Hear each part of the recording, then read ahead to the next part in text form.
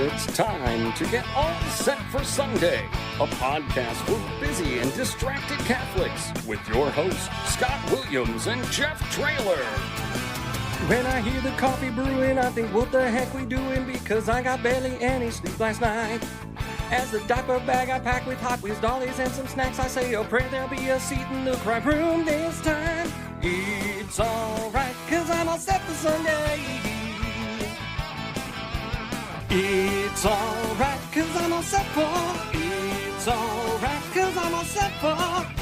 It's alright, cause I'm all set for Sunday. Welcome to All Set for Sunday, a podcast for busy and distracted Catholics to be a little more prepared for Sunday Mass. My name is Scott Williams. My co-host is Jeff Traylor. Hey, Jeff. Hey, Scott. How's it going, bud? Great, man. Happy New Year. Happy New Year to you. It feels good. Are you enjoying the seat conference? Is it still going? Yeah, it's going. Oh, good. Yeah, it's great. When people are listening to this. Yeah. I always love Seek, though. Yeah. It is. Have you ever been to Seek, Father? I've not. No? All right. Well, I hear it's great. You should come sometime. Yeah, You should. It's really awesome. I'm sure it'll be back here someday.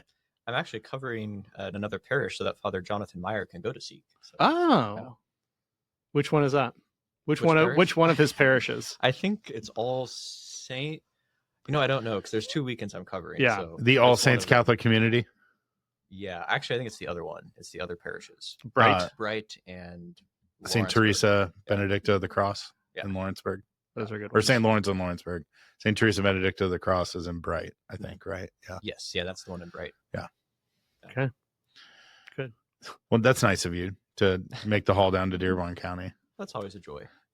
We went in to make it out for Bright Lights. They do like this Yeah. light thing for Christmas. Mhm. I think it might actually still be going on till the 5th. But Sunday the 5th. it's So if you're listening to this, get in the car. it's a head haul down. to get out there. Head down to Dearborn Right. County. Stop at ours. They have a wonderful cup of coffee and hot chocolate. They do. Yeah, yours, mine, ours. Have you been to ours? I have. Okay. Been to both R's. Been to real R's. Oh, have been you to R's, really? the coffee shop. Nice Yeah. flex. All right. Cool. Okay, so that's Well, what we're Father doing. Tim is not here to talk about Rome. So You have a retreat coming up to Rome, or you I just do. went on a retreat to Rome? I haven't said your name yet. Sorry. Father Rosko's here. Hi, Yeah. Father. Father Hi, Rosko, hello. thanks Welcome. for joining us. It's a Welcome joy to be back. here. Joy to be here. What day? This is the 5th and 6th, right? So I will be going to Rome very soon. Yeah? Nice. Yeah, on retreat. What a retreat! I love that Father Peter, your wonderful pastor, was grumpily telling me about how you somehow pulled off a retreat to Rome, and I was like, just because he thinks that he did it smarter than you doesn't mean that he can't do it. We all have the Like- same number of vacation days. Yeah. So Yeah, I was like, you take trips to Spain every year, we like was there for yeah, a month. Every I other know. month. every other month. Yes. Yeah, I know. I was there. Nice flex. Yeah. Have you tell me where you've been? Seek. Seek, yeah. Yeah. Where is Seek? Is it in Texas? Basically. Oh. Salt Lake City, Utah, Salt Lake City. and Washington D.C. the Texas of the West. Oh, I think the Texas is the West, right? I don't know. It's Southwest. It's the South, right? Sure. It's the most South. It's the. I think Florida is the most south, I have no idea. deep south, maybe. Yeah. I think that's different. Who knows? All right, Ready for the 2-minute drill, Jeff? as ready as I'm gonna be. All right, it is Epiphany Sunday. Happy New Year, happy Epiphany to everybody. Super exciting. Our first reading comes from Isaiah chapter 60, verses 1-6. So Isaiah calls Jerusalem to rise and shine and give God his glory, because the glory of God has come upon it. Though the darkness covers the earth, God's light and splendor appear over his people, and they draw nations, they draw kings. That shining beacon of the North Star shining down and drawing people to him.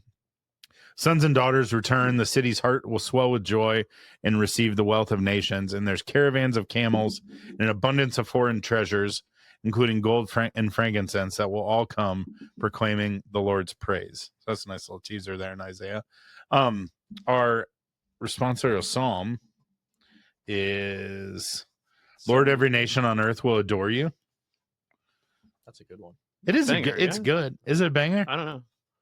It's not a mumbler. It's not. It's a good, solid. I mean, a great statement. But banger, I feel like I have to be able to hear it in my head, and I don't know that I can like hear the cantor just really ripping on this. So, Can you hear Is it a one-hander or a two-hander? oh, there's a good qualifier. I would say this a new category? Is this our new category? So you have banger, two-hander, one-hander, mumbler.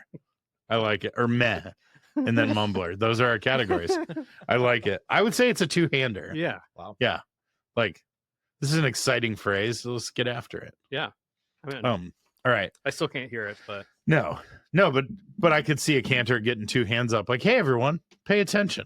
Let's or maybe go." it's a one-hander for the first verse, and then the second verse, You they're like, in, "Come on, let's Yeah. go." Two-hander. just doing the, like, trying to get the crowd hyped. All right. And our second reading comes from Ephesians chapter 3, 2-3, and then 5 and 6. So Paul is speaking of the special grace that's given to him to reveal the mystery of Christ, and talks about how this mystery, though once hidden, is now revealed to the spirit of God's holy apostles and prophets. And that the revealed truth is that Gentiles, along with Jews, are the co-heirs, members of the same body, and they share in the promises of Jesus Christ through the gospel. And then our gospel reading for the Epiphany, Matthew chapter 2, 1-12. When Jesus was born in Bethlehem of Judea in the days of King Herod, behold, Magi from the east arrived in Jerusalem, saying, "Where is the newborn king of the Jews? We saw his star at its rising and have come to do him homage." When King Herod heard this, he was greatly troubled, and all Jerusalem with him. Assembling all the chief priests and scribes of the people, he inquired of them where the Christ was to be born. They said to him, "In Bethlehem of Judea, for thus it has been written through the prophet, and you, Bethlehem, land of Judea, are by no means least among the rulers of Judah, since from you shall come a ruler who is shepherd my people Israel." Then Herod called the Magi secretly and ascertained from them the time of the star's appearance. He sent them to Bethlehem and said, "Go and search diligently for the child. When you have found him, bring me word that I too may go and do him homage." After their audience with the king, they set out, and behold, the star that they had seen at its rising preceded them until it came and stopped over the place where the child was. There they were overjoyed at seeing the star, and on entering the house, they saw the child with Mary his mother. They prostrated themselves and did homage. Then they opened their treasures and offered him gifts of gold, frankincense, and myrrh. And having been warned in a dream not to return to Herod, they departed for their country by another way. That was a long one. Good job persevering, Jeff. Thanks. Proud of you. Did Jeff get anything Thank you. wrong, Father Rosko? I don't think so. Not a single thing. I don't think so. By golly. Great job. Nailing it. Proud of you. Even the rise and shine and give God his glory. I'm going to be thinking about that now. I think I don't have to read the first reading. What if that's your But you have to sit there and not laugh. I do. All right, Father Rosko, what are you preaching on this weekend? Yeah, so actually this weekend I have to have two homilies. So the vigil of Epiphany, I am celebrating Mass with our University of Indianapolis students Oh. who will be on retreat down at some retreat house in southern Indiana. I can't remember the name actually, but their retreat is on the Mass. So they're having talks and kind of reflections on the Mass throughout the retreat, and then we're closing with Mass in the evening. Is it in Bloomington? It is not in Bloomington. No. It's in, I'd never heard of this place before. It's not. Well, now I want to know what it is. Yeah. Yeah. Okay. Let's look it up after. Can we let's just say Townsend, Southern Indiana until you, is it in Lagodi? It's St. Jasper. Minard? It was a town I had never Have you- heard is of it Have you before. heard of St. Minard? I don't know. It's like it's somewhere down there. So I'll have Mass with them that evening, and then on Sunday, as I said earlier, I'm covering for Father Meyer down there. So kind of two different. Dearborn I can't. County. I don't remember if it's Dearborn County or Lawrenceburg, but it's one of them. It's all in the same county. Is it all in Dearborn Yeah. County? Oh, so Dearborn Yeah. County. There we go. Lawrenceburg is in Dearborn County. That's good to know.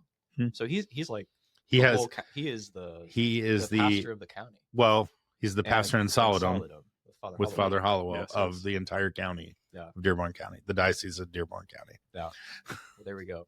Well, anyway, so I'll have two homilies, but I think it's going to be a similar theme for both of them. So a lot of the European cultures, like in Italy and I think in Spain, they do this too. The Epiphany is their big gift giving day. Like Okay. they don't exchange gifts on Christmas Day necessarily. They do it on the Feast of the Epiphany, No kidding. which makes sense because Actually makes a lot of sense. that's when we Dang think it. about gifts. Yeah. So, but I So think if we're late for giving gifts, it's not too late. you we have, can you still have, be- you have a whole the octave. Yeah. It's a good idea. All those after Christmas sales.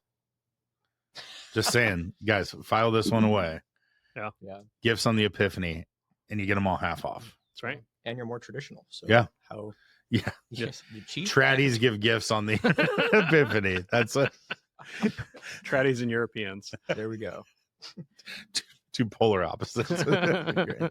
Anyway, so we're thinking of this theme of giving gifts. So that's kind of a big theme of the holiday season, right? We're constantly giving gifts. And I think that it's helpful for us to think of perhaps like what gift can I give our Lord? So like the Magi have come to give the gifts of gold, frankincense, and myrrh to the Lord, but we are also called to give something to the Lord. And what is it that the Lord wants from us? Like he doesn't want gold, frankincense, myrrh. He doesn't want all these things. All the Lord wants from us is our heart.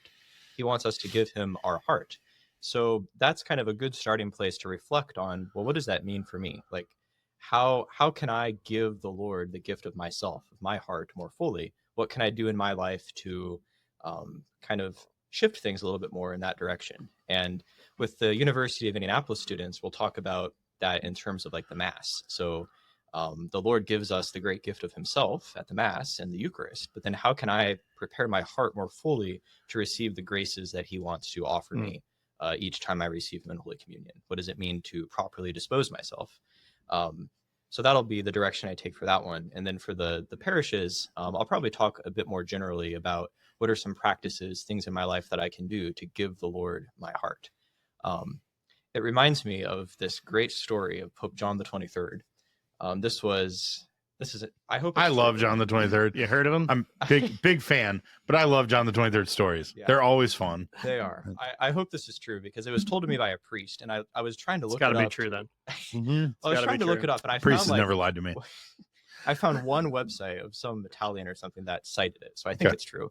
It was the first time like midnight mass at the Vatican was ever, I guess, on the radio, maybe it was or something. But John the 23rd was giving the midnight mass homily, and everybody sits down and he kind of leans into the microphone and just starts breathing heavily, and he starts talking about the nativity scene. What is there at the nativity scene? There's Mary and Joseph. There's the angels. There's the donkey. All these things, and he goes, but what are we?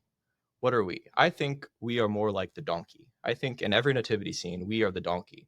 Why is that? Because what does Jesus want from us? He wants nothing but the warmth of our breath. And I'm sure that was what the donkey was doing. And so let me tell you, and this is how he closes the homily. From one ass to another. Merry Christmas. But in Italian, it sounds better.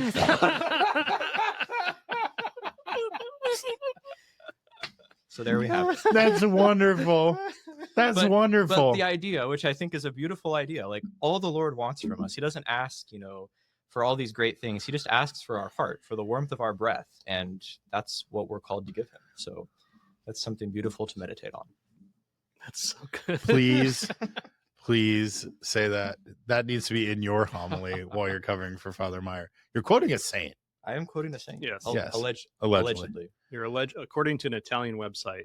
Oh. You are. And a priest. And a but priest. it also very much fits with like any story you hear of John the 23rd, right? Oh, it Like does, there's the famous story where he was once asked by a reporter how many people worked in the Vatican, and he paused and he thought and he said about half.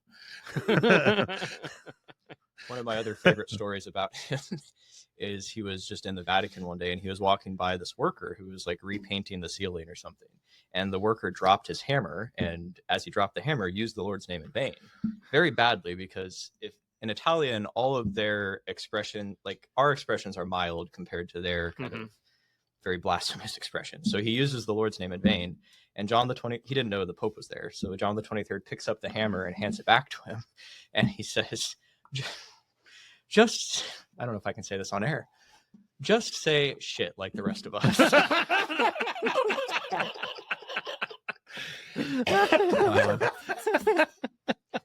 You're getting an eventful podcast. Oh man, this That was is good. Wow. If you're contributing to the potty jar for Father Rosko, I'm not doing that's 2 now. And I quoted a saint.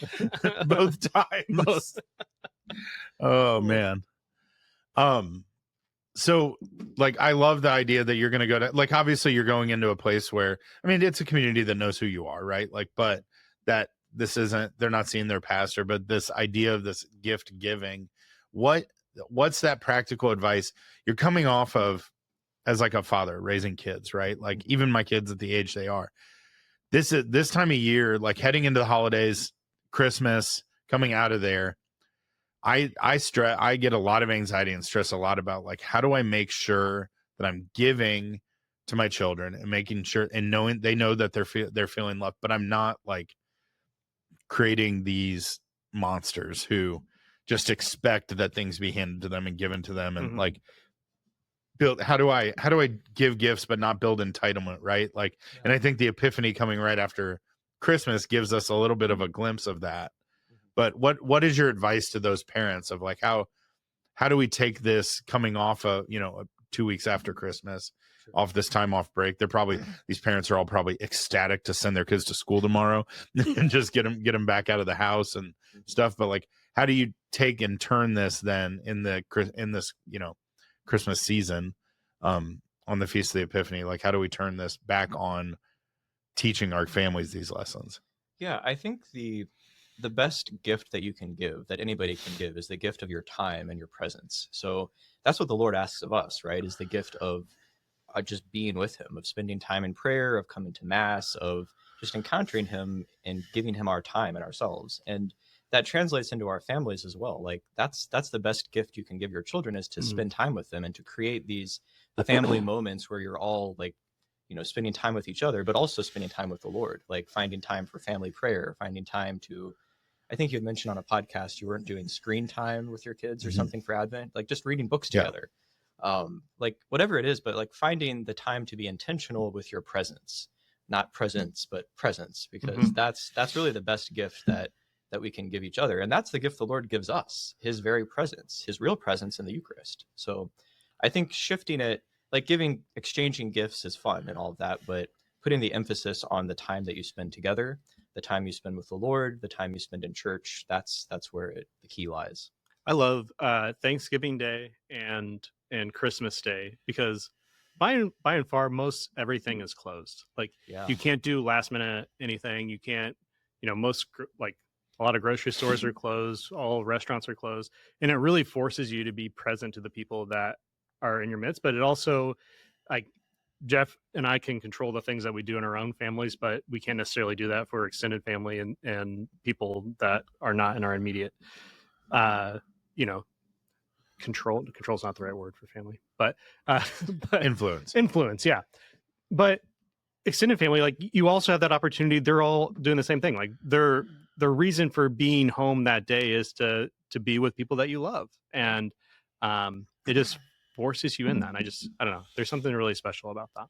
Yeah, absolutely.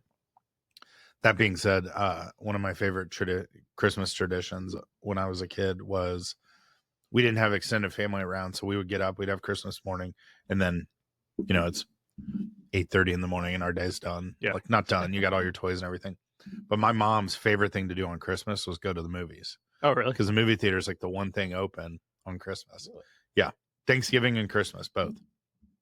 So my mom taught us, God rest her soul, she taught us to movie hop on those days. So like, because my mom, she wasn't going to go spend the money to go to multiple movies, but we would cut out the movie times from the newspaper at the time.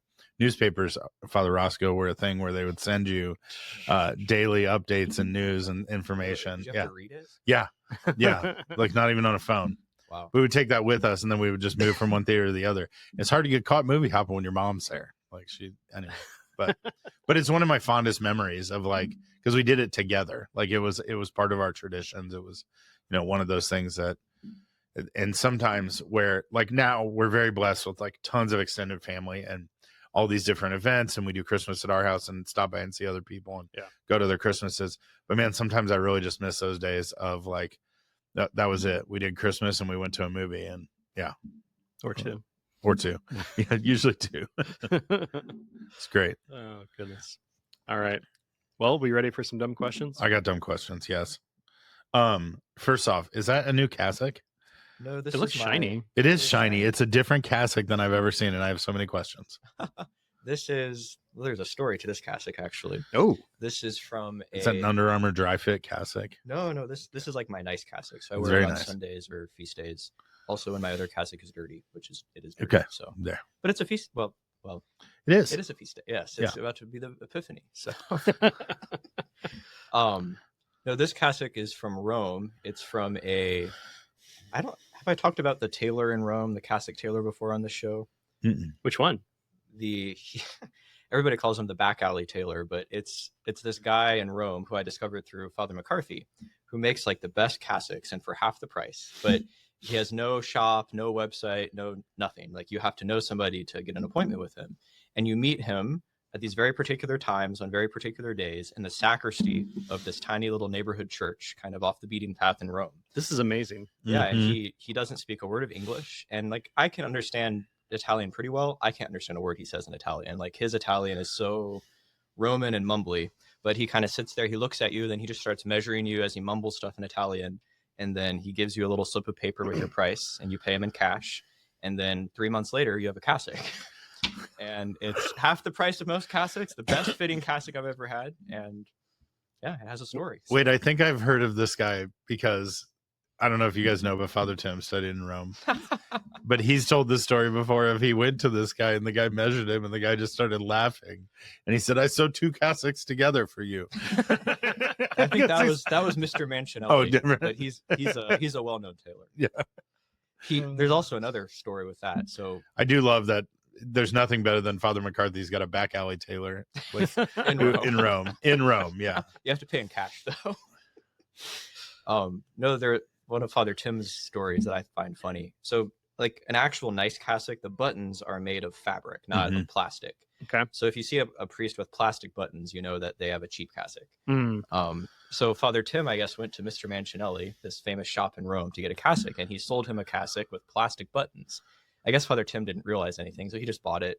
And now Father Tim was living over there for an extended period of time. Got made fun of brutally. Well, no, so he comes back like a month or two later, and then the owner, Mr. Mancinelli, looks at him and he goes, "You're still here? I thought you were a tourist. That's why I sold you that cassock.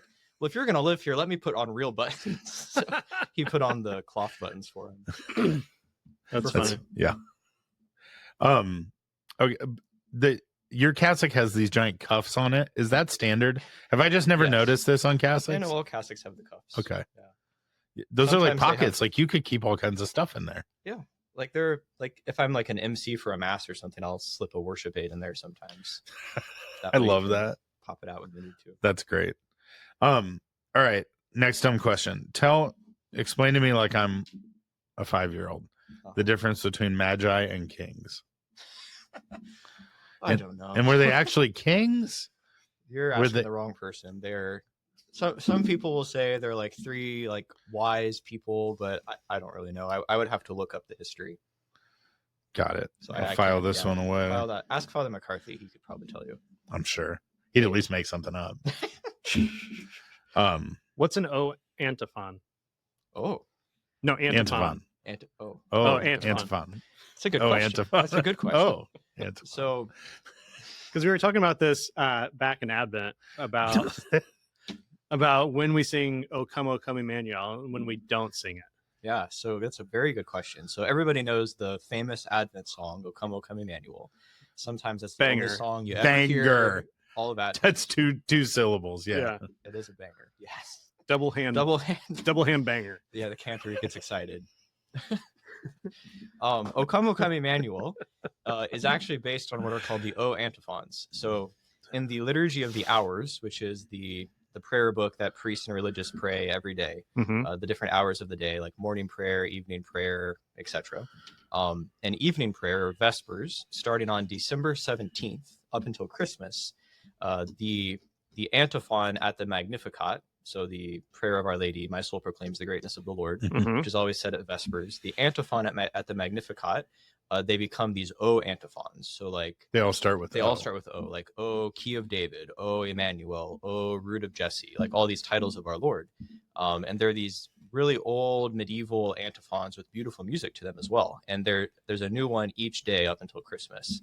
And that December 17th is when Advent kind of shifts. So the theme of Advent before then is really actually like the end of time, like the second coming of Christ. And then on the 17th, it really shifts to this immediate preparation for the coming of Christ at Christmas with the O antiphons and the prayers of the Mass. So O Come Emmanuel is all of the O antiphons just meshed into one song. That's where we get it from. So technically speaking, it's not really liturgically proper to sing it until December 17th, but nobody follows that. We sang it on the first Sunday of Advent. Nobody, including you. I don't pick the music. That's a real push that across the table to somebody else. Now there's antiphons Uh-huh. that are at the beginning, like you said, at the beginning of the Mass, right? Yeah, there's lots of antiphons. But they're not O antiphons. No, are there any just fawns? Like not the antiphons, but just fawns. They're all antiphons. They're all. So what's a fawn? The O antiphons are only in Vespers, only Liturgy of the Hours, except as part of the reforms of the liturgy, the reformers actually put the O antiphons in as the Gospel acclamation antiphon starting on December 17th. So like Alleluia, Alleluia. Antiphon, they're the O antiphons starting on December 7th. So there's an antiphon before Mass, before the Gospel, and before the closing. Yeah, so a lot of people don't realize this. The music at Mass, the church has already selected all of the music at Mass. Like, it's not actually really meant for us to just pick music on our own. The church has given us music to use at each Mass. But we have the option of substituting, and everybody substitutes because nobody knows the antiphons. They all know O Come Emmanuel. Job security. Yeah. But actually, so the antiphons then are provided by the church. So you have the entrance antiphon, which is like the opening song. You have an offertory antiphon, like the song at the preparation of the gifts. You have a communion antiphon, the communion song. And then there's an antiphon at the Alleluia as well. But these are all like given to us by the church. And they're often set to music and such. So those would be the antiphons. Okay, so if I go to like daily Mass and they read the antiphon before the opening prayer. Yep. That is, so if we do like an opening song, that's a substitution for the antiphon. Correct. Got it. You always. So is it silly to do both? It is not envisioned by the rubrics to do both. Now, what that was a nice. Love when we pull the rubrics out. Let's go. I've seen a lot of places do they'll do an opening song and then switch into the antiphon, which is what they do at the Vatican a lot actually, and that would be okay because the opening song is just like outside of Mass. You're just walking up, and then you switch to the antiphon when you get up to the sanctuary because it's actually a part of the Mass. Gotcha. Yeah, the rubrics are envisioning that you're doing something. So if you don't read the antiphon or don't sing the antiphon, you have to sing some other song. You can't just start with the sign of the cross and not have an antiphon. Got it. The more you know. Now we know. Bum bum bum bum. That was the more you know, like the little star. Yeah. The star for the Epiphany. You back in December, I saw a post. You were talking about saying Mass for UND. I think it's really awesome that you've been able to help participate with their Catholic community and be a part of that. I saw you did a candlelit Mass with them. Can you tell me what that was? Sure. I just saw pictures. It looked really cool. Where was it? That seems like the kind of thing college kids would really get down on. Yeah, they loved it. Yeah. It was at the chapel at U of ND. So cool. I think it used to be a Methodist or Presbyterian church. Methodist, Methodist. Then the university bought it, so now it's just their chapel, and like everybody uses it. But we use it for Mass. I think they do other services there too. But so this Mass is called a Rorate Mass. Rorate Mass, which is a Latin word, which means like Rurudo. Rorate, like drop down from heaven. It comes from the entrance antiphon. Oh, good. For the Mass, which is Rorate Caeli. Oh, yeah. So they're all circling back, but. It's an old Advent tradition where you would do during Advent a votive Mass of the Blessed Mother. So there are in the back of the Missal there are votive Masses, and you can do a votive Mass on certain days. And there is a particular Mass for a votive Mass of the Blessed Mother in Advent, where this Rorate Caeli is the entrance antiphon. Awesome. Hence the name. But the tradition is that you would do it really early in the morning before the sun comes out. So it's dark, and it's all celebrated by candlelight. And it's kind of this symbolic thing of like, as we're looking forward to the coming of Christ at Christmas, the coming of the light into the world. And you're supposed to time it so that as Mass is ending, the sun is already coming up. So the light, like as communion is happening, light is starting to come in. That's cool. And it's a really beautiful thing. Talking with Tammy, who kind of runs the campus ministry there, we're like, we're not going to get any university students to come at 6 a.m. So we did it in the evening. We did it at like 8 p.m. it was. So the sun didn't come up, but it was all by candlelight. And it was just a really beautiful way to honor Our Lady and to prepare for the coming of Christ at Christmas. That's great. Yeah, it looked really cool. I wanted to ask about it. All right. It was. Great. Thanks for asking. Yeah. All right. Anything else? No. You have any questions for us? I don't think so. Okay. Well, thanks for coming again. Yeah, always a joy. My pleasure. It's a privilege. Yeah, We'll have to mark the explicit button on parental advisory. Yeah, you might have to put on. We'll put a little warning at the beginning of this one. Father, you're inching your way to friend of the podcast. Am I there yet? No, I think it's 9. 7, I think, was 7. 7 is our threshold. Wow. And I believe this is 4th. Ooh, 5th. Does that count as my seminarian appearances? Your original one? I was two. counting your second one, but Okay. do we count when he was like his COVID appearance as a seminarian? You His have to what? count that. When we were on the deck at Father Yeah, yeah. Peter's during COVID, do we count that? Yeah, he talked. All right, that's That's 5. awesome. Got a You're at 5 microphone. then, I believe. Wow. I think we've had 5 with Father or 3 with Father Rosko, Mhm. and 2 with seminarian. What was the second seminarian one? He came on just as a seminarian, Oh. didn't you? I don't Yeah, remember that. I think I came on as a deacon, maybe? Deacon. As a deacon. Oh. That counts. Mm-hmm. Great. Something like that. All right. It was right before your ordination, I think. Okay. I don't know. Anyway, We'll put it in the show notes. All right. Thanks again, Father. You're Bye, welcome. everyone. God Bye. bless.